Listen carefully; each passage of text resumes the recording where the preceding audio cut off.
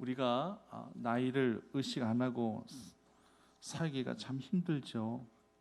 나이를 무시하고 나이를 초월하고 그렇게 살고 싶지만 잊혀질만 하면 가끔씩 이렇게 묻죠. 혹시 나이가 어떻게 되세요? 그래서 밝히기 싫은 그런 나이를 또 고백해야 될 때가 있습니다. 그리고 내가 나이를 무시하고 초월하고 그렇게 살려한다 할지라도 이미 내 몸이 내 나이를 말해주게끔 반응하고 있다, 이렇게 말씀하신 분들도 계세요. 나이를 먹어간다라고 하는 거 그리 달가운 일은 아니지만 모든 관점을 하나님의 기준에 좀 맞춰볼 수 있었으면 합니다. 그렇다면 몇 살까지 살았느냐, 내가 지금 몇 살이냐, 이것이 중요한 것이 아니라 내가 얼마나 많은 시간을 하나님에 의해서 쓰임을 받았느냐, 또 쓰임 받고 있느냐, 이것을 논하는 것이 더 의미가 있는 거예요. 모든 사물들도 각자의 쓰임이 있습니다. 그 쓰임에 합당한 역할들을 감당해야만 그 사물의 존재가 또 가치가 인정받게 되는 것이죠. 망치나 톱이나 대패나 가위나 칼 등등은 모두 다 각자의 유용한 역할들이 다 있는 거예요. 목수들에게 있어서는 다 없어서는 안 될 그런 연장들입니다. 어느 게 더 유용하느냐 유용치 않느냐, 이것을 논하는 것은 의미가 없습니다. 단지 이 연장들이 주인의 손에 쥐어져 과연 지금 쓰임을 받고 있느냐 없느냐, 이게 중요한 거죠. 조지 히필드 목사님 남기신 유명한 말씀을 다시 한번 떠올리게 됩니다. 주님, 녹슬어 쓸 수 없는 그런 목사가 되기보다는 닳아 없어지는 그런 목사가 되게 하옵소서. 이렇게 솔직하게 고백하고 있는데 정말 인생의 고백이에요. 믿는 자들의 처절한 삶의 고백이라고 그렇게 보시면 됩니다. 인생은 두 가지 케이스가 있다는 거죠. 녹슬어 사용할 수 없는 삶이 될 것이냐, 아니면 너무나 사용해서 마모되어져서 더 이상 쓸 수 없는 사람이 될 것이냐. 어떤 차이가 있는 것이겠습니까? 하나는요, 오랜 시간 쓰임을 받지 못했다는 의미고요, 다른 하나는요, 계속 쉬지 않고 쓰임을 받았다라는 그런 의미입니다. 녹슬었다는 것은 오랜 시간 쓰임을 받지 못한 거예요. 오랜 시간 관리도 제대로 하지 못했고, 그래서 결국 녹이 슬었다라고 하는 것입니다. 한 번 녹이 슬면 그 녹을 제거하고 다시 사용한다라고 하는 것은 쉽지 않다는 것을 우리는 삶 속에서 합니다. 그래서 녹이 슬기 전에 보관도 잘해야 되고, 적절하게 기름칠도 자주 해줘야 되고, 아예 녹이 슬 시간적 여유를 주지 않고 계속 쓰임받게 하는 것이 중요하다라고 하는 것입니다. 우리가요, 하나님의 자녀로 그 건세 가운데 살아가고 있는 이상 우리는 하나님 나라 확장을 위하여 귀하게 쓰임을 받아야 되는 그러한 사명도 저희 모두 함께 가지고 있습니다. 우리가 이 세상 속에서 생존하고 있다는 것 자체가 정말 기적이고 은총이죠. 기적이고 은총이라면 일단 우리에게 사명이 있다라는 그러한 증거가 되는 것입니다. 하나님 앞에서 가장 무서운 죄가 무엇입니까? 하나님의 존재를 의식하지 못한 채 아무렇게나 살아가고 있는 것, 이게 가장 큰 죄입니다. 한정된 세상에서 아무렇게나 살고 될 대로 되라는 그런 이런 생각과 의식으로 생명인 시간을 허비하고 살아간다, 이보다 더 큰 비극은 없는 거예요. 달걀에만 유정란 무정란이 있는 게 아닙니다. 우리 인생에도요, 유정란이 있고 무정란이 있어요. 유정란은 성령 안에서 스스로 자아 껍질 깨고 병아리 사명으로 태어나는 게, 이것이 바로 유정란이고요. 하지만 생명 없는 무정란은요, 깨어나지 못하고요, 설령 깨어났다 한다 할지라도 사명의 껍질을 깨지 못하고 그 안에서 녹슬어버리는 인생은 바로 무정란의 인생이라고 말씀드릴 수 있습니다. 우리 충북교회 성도님들은 무정란의 인생이 아닌 유정란의 인생이 꼭 되시기를 간절히 바랍니다. 그렇다 한다 할지라면 유정란 같은 인생으로 우리를 쓰시고자 하시는 하나님은 어떻게 우리를 들어 쓰시는가? 두 가지로 들어 쓰십니다. 첫째는요, 하나님이 불러서 쓰시는 겁니다. 오늘 본문의 말씀은 제가 개인적으로 참 사랑하고 또 굉장히 아끼는 말씀입니다.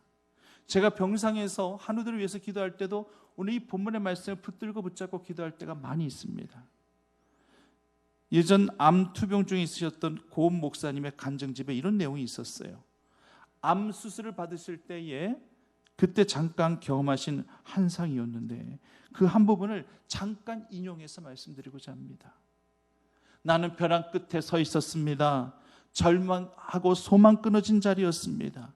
두려운 가운데 죽음의 문턱에 가까이 가 있었을 때에 누군가가 내 뱃속에서 검은 암덩어리를 꺼내 수술하는 것이었습니다. 당신은 누구요? 이렇게 물었을 때 나는 너의 가장 친한 벗이니라 이렇게 말씀하셨는데 알고 보니 그분은 나의 주님이셨습니다. 그렇습니다. 주님께서 우리 모두를 불러주시기 이전엔 우린 절망의 몸짓 가운데 허우적거리는 영혼이었고 환난에 떠는 두려움의 몸짓 가운데 살아가는 그런 자들이었고 종이로 말한다 할지라면 폐휴지였고 물건으로 말한다 할지라면 폐물이 될 수밖에 없는 것이고 인간으로 말한다 할지라면 폐인이 될 수밖에 없는 것이고 그런 자들의 몸짓 가운데 버림받았던 우리들을 하나님께서 우리 이름 불러주시면서 찾아주셨을 때 우리는 주님의 자녀된 권세를 가지고 이렇게 살아가는 하나님의 자녀가 되었음을 고백하실 수 있는 주의 영혼들이 되시기를 간절히 바랍니다.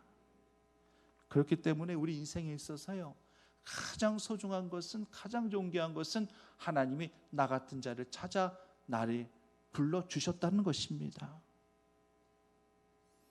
우리가 살아가면서 우리가 얼마나 부족한 자이고 병약한 자이고 우리가 얼마나 무지한 자이고 부끄러운 그런 과거를 가지고 추하고 더러운 그런 죄짐의 멍에를 가지고 늘 살아가는 그런 삶을 그렇게 고백할 수밖에 없지만 그 모든 것들을 감추고 싶은 그런 모든 것들이 내게 가장 소중한 영광이 될 수 있는 이유가 무엇이냐? 그것 가운데 속에서 우리가 주님을 만났고 그것 가운데 속에서 바로 주님의 부르심을 받았고 그래서 오늘날 주의 자녀들이 되었다는 사실을 기억하셔야 할 것입니다. 성경 보십시오. 온전한 자를 하나님이 찾으신 경우는 거의 없습니다. 다 부족한 자, 부끄러운 가문을 갖고 있는 자, 추하고 더러운 그런 죄짐의 그 모든 멍에들을 가지고 있는 그런 모든 자들, 연약한 병약한 자들을 하나님께서는 다 부르셨습니다. 애타게 찾고 부르셨습니다. 성경에는요 이 같은 자들을 애타게 찾고 부르시는 그런 목소리로 가득 차 있는 것을 보게 됩니다. 8절 말씀에도 아브라함의 자손이라고 말씀하고 계시겠지만 아브라함도 하나님이 일방적으로 부르셨습니다. 그도 믿음의 사람이었고 순종의 사람이긴 했지만 그도 유약함도 있었고 부족함도 있었습니다. 그러나 하나님이 부르시니 믿음의 조상이 되어지고 순종의 사람이 되더라고 하는 것입니다. 아담아 내가 어디 있느냐? 애타게 찾고 부르시는 그 하나님의 목소리는 지금 이 시대에도 우리를 향하여 우리 이름을 불러주시면서 네가 지금 있어야 될 자리가 어디에 있느냐라고 애타게 찾고 계시다는 사실을 아셔야 될 것입니다. 지금도 하나님 나라 확장을 위해서 또 든든히 세워져 가야 할 이 몸된 교회를 위하여 애타게 우리 성도님들이 찾고 계시다는 사실을 분명히 아셔야 될 것입니다. 8절 9절 말씀을 요약하면은요 이런 거예요. 이스라엘아 너는 내 종이야. 내가 간택한 자야. 내 벗이야. 내 상속자야. 땅 끝에서 내가 붙들어준 자이다. 땅 모퉁이에서 내가 너를 불러내었다. 내 종은 내가 택했기 때문에 너를 절대 싫어하지도 아니할 것이고 결코 버리지도 아니할 것이다. 저는 이 말씀 중에서요 이 9절 말씀을 좀 유의하여 좀 보셨으면 합니다. 9절 말씀에 보면 내가 땅 끝에서부터 너를 붙들며 땅 모퉁이에서부터 너를 부르고 이 순서를 조금 한번 보세요. 이거 인간이 할 수 없는 영역이에요. 인간은 어떻습니까? 누군가를 먼저 불러야 돼요. 누군가를 먼저 불러서 그리고 그 사람이 대답을 하고 불렀기 때문에 그 사람이 나에게로 오게 되면 그때 내가 그 사람을 붙잡든지 붙든지 포옹을 하든지 할 수 있는 거예요. 순서는요 부르는 것이 먼저이고 붙잡는 것이 그 다음이에요. 이게 순서예요. 그런데 하나님 어떻습니까? 부르는 것이 먼저가 아니라 뭐가 먼저죠? 붙잡는 것이 먼저입니다. 뭘 의미하는 것이겠습니까? 이미 하나님께서는요 부르시기 전에 이미 작정하여 붙들어 놓으시고 그 다음 불러주신다라고 하는 것입니다. 이게 바로 하나님만이 하실 수 있는 절대 영역이에요. 그러므로 하나님께서 우리 이름을 부르시어 우리를 들어 쓰시고자 하실 때는 그냥 막연하게 부르셔서 불러 쓰시는 것이 절대 아니라 이미 붙들어 놓으셨기에, 이미 붙으셨기에 그 붙으신 사랑으로 우리와 늘 함께 하시겠다는 그 약속 가운데 우리를 불러주신 줄 믿으시기를 간절히 바랍니다. 이미 그렇게 하나님은 우리를 지금 이끌어 도구로 사용하고 계시는 거예요. 가장 표준적인 예가 요나잖아요.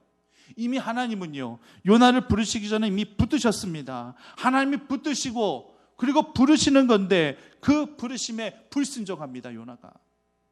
사실 문제는 뭐냐?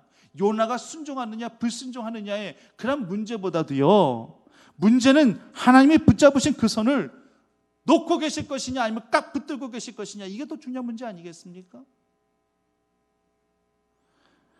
순종을 하면 쉽게 가는 거예요. 평탄하게 갑니다. 그러면 거칠 것이 없어요. 순종했었을 때에 풍랑 만날 이유도 없었어요. 큰 물고기란 대적을 만날 이유도 하나도 없었어요. 근데 요나가 순종하지 않고 하나님의 시선을 피하려 하기 때문에 힘들게 가는 거예요. 풍랑도 만나게 됩니다. 큰 물고기도 만나게 됩니다.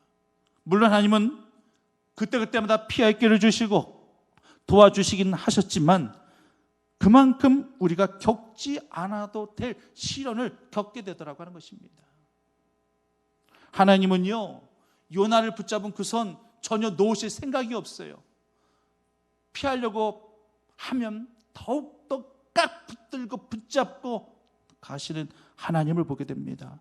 그래서 요나 위에 풍랑도 만드시고 큰 물고기도 준비하시고, 물고기도요 절대 날카로운 이빨로 요나를 질겅질겅 씹지 아니하도록 그냥 꿀꺽 목으로만 삼키도록, 그래서 죽지 아니하도록 그렇게 치밀하게 준비하시는 하나님을 우리는 기억하지 않습니까? 요나를 붙들고 있는 그 손을 하나님은 전혀 놓고 싶은 마음이 없으신 거예요.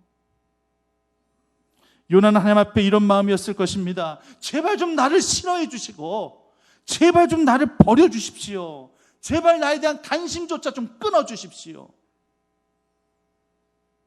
근데 하나님은 이렇게 하실 수가 없어요. 만약 자녀가 부모에게 이런 식으로 이야기한다 해보십시오. 이런 불효가 어디 있습니까? 엄마 아빠 나 관심 좀 끊어주세요. 제발. 지금 나 없는 자식이라 생각해 주세요. 좀 나 좀 싫어해 주세요. 이런 자녀가 어디 있을 수 있습니까? 이거는 완전 배은망덕이죠. 하나님도 이러실 수 없는 거예요. 그래서 말씀하시기를 내가 너를 택하고 싫어하여 버리지 아니하였다. 절대 너를 버릴 수가 없다. 난 널 절대 싫어하지 않는다. 성도님들, 하나님 앞에 붙잡히고 살아가고 있다는 것이 가장 큰 복인 줄 기억하시기를 바랍니다. 나를 이렇게 불러주셔서 이렇게 교회의 몸된 교회 헌신과 봉사를 하게 하신다는 거, 이미 하나님께서 나를 붙들고 계시기 때문에 가능하다는 사실을 확신하시고, 하나님의 부르심은, 나의 부르심은 이전에 하나님께서 나를 붙드시고 계시다는 사실을 먼저 꼭 기억하셔서 하나님께서 부르실 때에 아멘으로 화답하고 귀하게 쓰임받는 우리 충북교회 성도님들이 다 되시기만을 간절히 소망합니다. 둘째는요, 고치시고 만들어서 쓰십니다. 하나님은요, 리모델링의 선구자요, 리크리에이션, 재창조의 선구자이십니다. 고린도서 5장 17절 말씀에 그런즉 누구든지 그리스도 예수 안에 있으면 새로운 피조물이라, 이전 것은 지나갔으니 보라 새 것이 되었도다.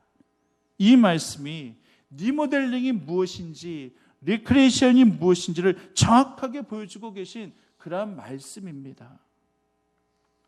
예전에 이 도예가이며 도예 전수자이신 이 박종훈 교수라는 분이 가마에서 도자기를 고내다가 도자기 잔 하나를 깨트렸나 봅니다.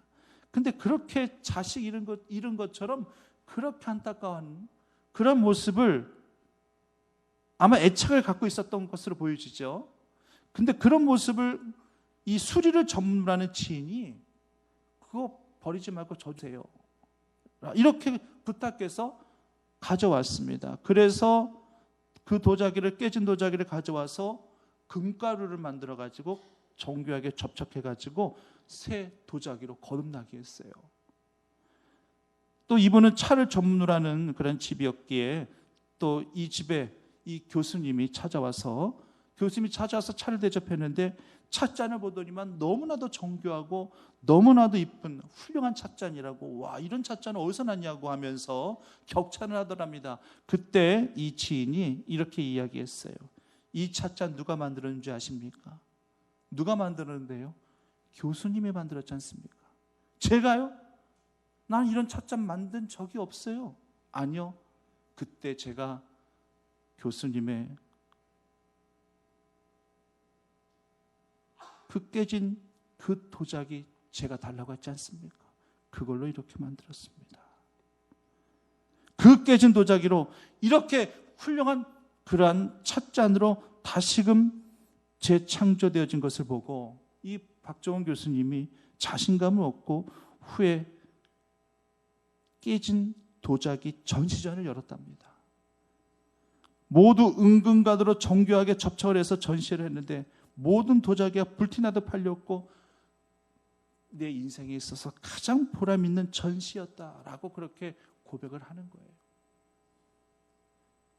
깨진 도자기는 더 이상 재생이 불가능한 것으로만 그렇게 알고 있었는데 그것도 고쳤을 수 있다고 하는 거예요. 하물며 인간이 왜 재생이 안 됩니까? 하기사 요즘은요, 너무도 얼굴 재생을 너무 잘해가지고 얼굴을 전혀 못 알아보기까지 할 수도 있어요. 얼굴은 잘도 고쳐가지고 쓰는 나라가 어느 나라라고요? 예? 우리나라입니다. 우리나라가 얼굴 제일 잘 고쳤어요. 기술력을 인정받아가지고 해외에서도 얼굴 고치려고 온다고 하는 거예요. 우스갯소리로 10대에서 80대까지 세대별 상품 가치에 대해서 우스갯소리가 있어서 잠깐 말씀드리는데 10대는 샘플이고요, 20대는 신상품, 30대는 정품, 40대는 명품, 50대는 세일품, 60대는 2월 상품, 70대는 창고 대방출, 80대는 폐기 처분. 이건 너무 씁쓸한 이야기죠. 누가 만드는 우스갯소리지만 참 나이를 먹어간다는 것이 씁쓸한데 더 씁쓸하게 만드는 그러한 유머입니다. 하지만 분명한 것은 하나님 우리는 절대 폐기 처분시키지 아니하신다는 것이에요. 아브라함 100세 때 아이 낳게 하셨어요. 경수 끊어진 사라도 90세 때에 아이를 생산하게 하셨어요. 우리 교회 조기인 권사님은 연세가 몇 살이신지 아십니까? 99세. 이제 내년이면 100세가 되십니다. 한 세기를 사신 거예요. 몇 살까지 사는 게 중요한 것이기 때문에 이런 말씀 드리는 거 아닙니다. 99세의 나이신데도 3부 예배 때 뵈면은요, 이 맨 앞자리에서 따님하고 사위 장로님하고 같이 항상 예배를 올려드리십니다. 어제도 권사님 댁 대신방을 했어요. 보통의 경우를 한다 할지라면 그 연세가 되면 신방을 받으시더라도 누워 계신 상태에서 신방 받으시는 것이 지극히 자연스러워요. 근데 권사님은요, 신방 받으시기 위해서 이쁘게 화장까지 하시고, 나 그렇게 이쁜 얼굴 처음, 예전에도 봤구나. 정말 그렇게 이쁜 얼굴, 아이 같은, 소녀 같은 순살, 그런 얼굴이셨습니다. 근데 그 권사님이 등받이 의자에 앉으셔서 신방 받으셨어요. 건강관리를 잘하신 것도 있지만 하나님께서 또 권사님의 건강을 허락하신 거죠. 얼마나 감사한 일입니까? 14절, 15절 말씀을 요약해 보면은요, 버러지 같은 너 야곱아, 너 이스라엘 사람들아 두려워하지 말아라. 나는 너희 구속자로다. 보라, 내가 너를 이가 날카로운 새 타작기계를 삼으리니 내가 산들을 쳐서 부스러기를 만들 것이며 작은 산들을 격하게 만들 것이니라. 새 타작기계를 삼으시겠다는 거예요. 그것도 이가 날카로운 새 타작기계를 삼으시겠다는 것입니다. 이건 뭘 의미하는 거죠? 이미 우리 날이 매우 무디어졌다라고 하는 거예요. 무디어졌기 때문에 새롭게 갈아서 쓰겠다라고 하는 것입니다. 무뎌졌기 때문에 내가 너를 폐기 처분하겠다는 것이 아니라 무뎌졌기 때문에 내가 너를 더 이가 날카로운 새 타작기계로 내가 삼아주겠다라고 말씀하고 계시는 것입니다. 예전에는요, 칼 갈아요 하며 칼 가는 분들이 동네에 많이 다니셨었어요. 그러면은 동네 무뎌진 칼들 다 가져오게 돼가지고 이 칼갈이 아저씨들이 인기가 많아졌습니다. 근데 요즘 시대가 달라져서 칼갈이 하신 분들을 찾아볼 수가 없어요. 요즘에 솔직히 칼이 무뎌져서 주방에서 쓰기 힘들 때에 그 칼 갈아서 쓰려 가신 분들이 얼마나 많습니까? 별로 없잖아요. 그냥 버리고 새 칼 사면 되죠. 하지만 예전에는 칼도 귀하고 비싼지라 다 이렇게 칼을 갈아서 쓰곤 했었습니다. 칼만 그런가요? 우리 인간도 마찬가지지 않습니까? 우리 육신도 그냥 가만히 놔두면 무뎌집니다. 우리 인간의 감각이라는 거, 이것도 오랜 시간 놔두면 그냥 무뎌지는 거예요. 운동선수나 예술가나 심지어 글을 쓰는 그러한 작가도요, 오랜 시간 이 모든 것들 그대로 방치하면 우리의 뇌도 우리의 감각도 모두 다 무뎌지게 되더라고 하는 것입니다. 영적 감각도요 무뎌질 수 있기 때문에 언제든지 예민하게 민감하게 반응되어질 수 있도록 우리는 늘 깨어 기도하고 늘 말씀을 묵상하며 늘 주의 제단에서 예배 올려드리며 주님과의 그 모든 교제와 교감의 시간들을 더 충만하게 가지실 수 있는 주의 성도들 되시기를 간절히 바랍니다. 무뎌지면 다른 방법이 없거든요. 운동선수는요 연습을 해야 되는 것이고 다친 선수는 재활을 훈련을 계속 해야만 되는 것이고 그러면서 우리 육신은 고쳐 쓰는 거잖아요. 예술가는 손으로 계속 감각을 익혀가면서 무단의 연습을 해야 되는 것이고 머리를 쓰는 그런 작가도요. 머리에 힘을 주기 위해서 여행도 떠나보기도 하고 책을 읽는다든지 아니면 새로운 문화를 접해본다든지 그렇게 재충전하면서 그렇게 쓰는 거지 않습니까? 우리 인간은 이렇게 고쳐가면서 쓰는 거예요. 훈련해가면서 그렇게 쓰는 겁니다. 그렇게 감각을 익혀가면서 그렇게 사용되어지는 것입니다. 그런데 인간이 인간을 고쳐서 쓰는 데는 분명한 한계가 있지 않습니까? 우리 하나님은 한계가 없는 분이에요. 우리를 고치셔서 쓰시러 가시면 우리 나이와 상관없이 우리를 고치셔서 들어 쓰시는 분이십니다. 베드로 역시 주님이 고쳐서 쓰셨어요. 베드로는 손볼 때가 아주 많았어요. 그래도 하나님 다 고쳐서 쓰십니다. 예수님께서 붙잡고 고쳐서 쓰셨다기보다는 그 마음에 하나님의 은혜와 감동과 성령 충만함을 주심으로 그렇게 모든 것들을 바꾸신 겁니다. 우리의 기질이 바뀐다라는 거, 우리의 성향이 바뀐다라는 거, 그거 쉽지 않습니다. 굉장히 힘든 일이에요. 하나님께서는 이런 사람들을 어떻게 개조해서 쓰시느냐, 어떻게 고쳐서 쓰시느냐, 인위적으로 성격을 개조시키셔서 쓰시는가? 아니에요. 하나님은 그렇게 하지 아니하십니다. 하나님은 그에게 성령의 영, 감동과 충만함을 허락하심으로 말미암아 자신의 허물과 부족함을 깨닫게 하심으로 고쳐 쓰시는 거예요. 그래서 성령 충만이 우리에게 너무나도 중요하다고 하는 것입니다. 성령 충만은 빈컵의 불을 가득 채우는 것과 같아요.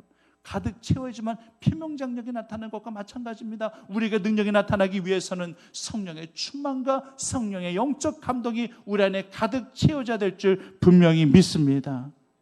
그래서 저는요, 순종하는 믿음을 성령 충만의 첫걸음이다. 저는 이렇게 말씀을 드리고 싶어요.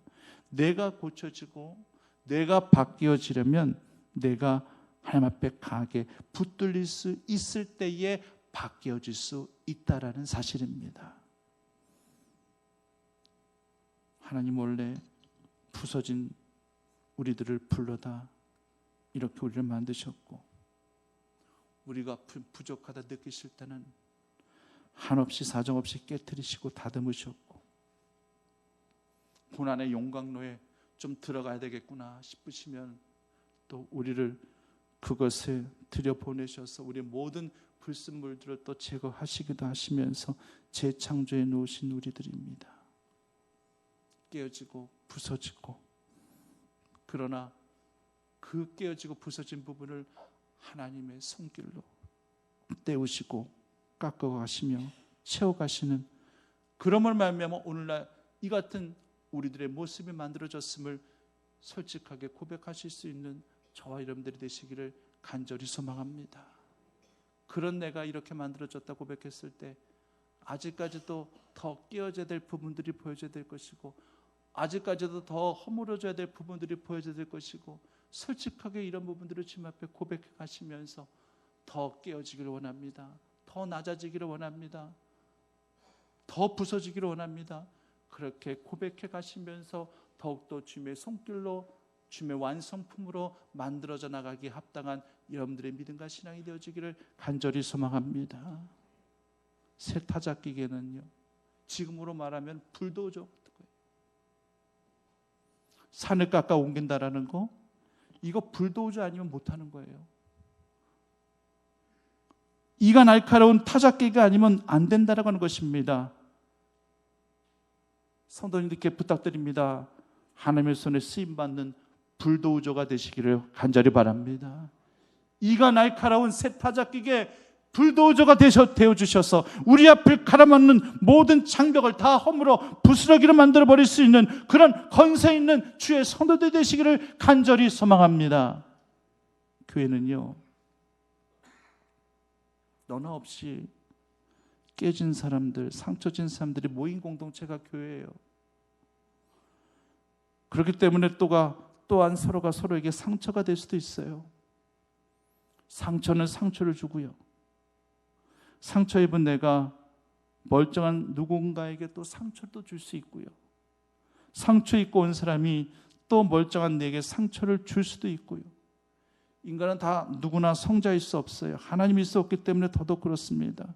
누군가가 전염병 보균자를 한다 할지라면 건강한 사람에게 자연스럽게 그 보균자를 전염시키는 것과 똑같은 겁니다. 슬픈 자는 슬픔을 주고요, 아픈 자는 아픔을 주고요, 기쁜 자는 기쁨을 주고, 사랑하는 자는 또 사랑을 주고, 은혜는 은혜를 주는 거, 이것을 통해서 우리가 알 수 있는 것이 무엇이냐?